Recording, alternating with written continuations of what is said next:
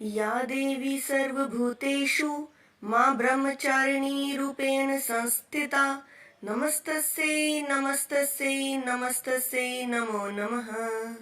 नवरात्रि का दूसरा दिन देवी ब्रह्मचारिणी को समर्पित होता है। माँ का ये रूप तपस्विनी का है। ब्रह्मचारिणी का अर्थ होता है तप का आचरण करने वाली। इनका स्वरूप अत्यंत तेजमय और भव्य है।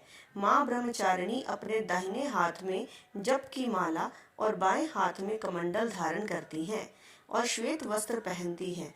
इनकी पूजा के दिन साधक का मन स्वाधिष्ठान चक्र में स्थित होता है। माँ ब्रह्मचारिणी ने अपने पूर्व जन्म में राजा हिमालय के घर में पुत्री रूप में जन्म लिया था। तब देवर्षि नारद के उपदेश से इन्होंने भगवान शंकर को अपने पति रूप में प्राप्त करने के लिए अत्यंत कठिन तपस्या की थी। इस दुष्कर तपस्या के कारण इन्हें तपस्विनी अर्थात ब्रह्मचारिणी नाम से अभिहित किया गया। कथा के अनुसार 1000 वर्ष उन्होंने केवल फल मूल खाकर व्यतीत किए और 100 वर्षों तक केवल शाक पर निर्वाह किया था। कुछ दिनों तक कठिन उपवास रखते हुए देवी ने खुले आकाश के नीचे वर्षा और धूप के भयानक कष्ट भी सहे। कई हजार वर्षों की इस कठिन तपस्या के कारण ब्रह्मचारिणी देवी का शरीर एकदम क्षीण हो उठा। उनकी यह दशा देखकर उनकी माँ मैना अत्यंत दुखी हुई और उन्होंने उन्हें इस कठिन तपस्या से विरक्त करने के लिए आवाज दी, ओ माँ। तब से देवी ब्रह्मचारिणी का एक नाम उमा भी पड़ गया। उनकी इस तपस्या से तीनों लोकों में हाहाकार मच गया। देवता, ऋषि, सिद्धगण, मुनि सभी देवी ब्रह्मचारिणी की इस तपस्या को अभूतपूर्व पुण्य कृत्य बताते हुए उनकी सराहना करने लगे।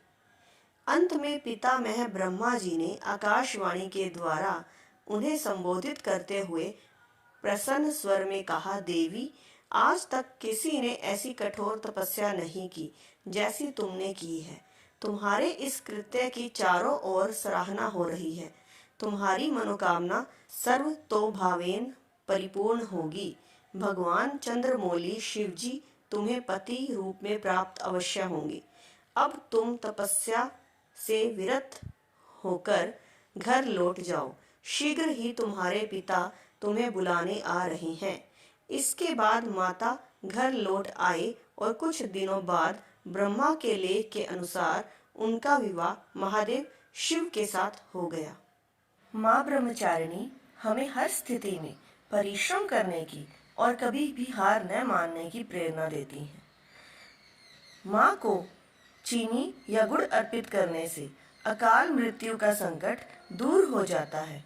इसके साथ माता रानी दीर्घ आयु का आशीर्वाद भी देती हैं।